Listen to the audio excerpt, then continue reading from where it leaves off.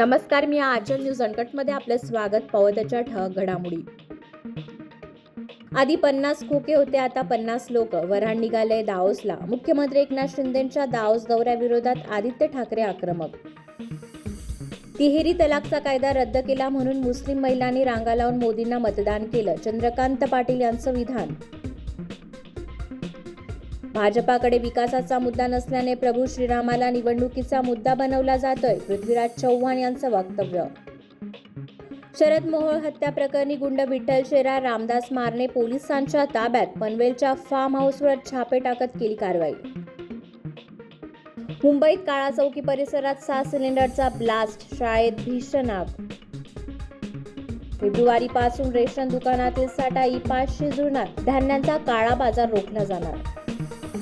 PM मोदींनी ग्रामीण आवास योजनेला पहिला हप्ता केला जारी. 1 लाख लाभार्थ्यांना लाभ. भारतासाठी टेस्लाचा $30 अब्ज प्लांट चार्जिंग इन्फ्रास्ट्रक्चर ही निर्मिती करणार. ॲपलला मागे टाकत मायक्रोसॉफ्ट बनली जगातील नंबर 1 कंपनी. आर्टिफिशियल इंटेलिजन्समधील कामामुळे मायक्रोसॉफ्टचा दबदबा.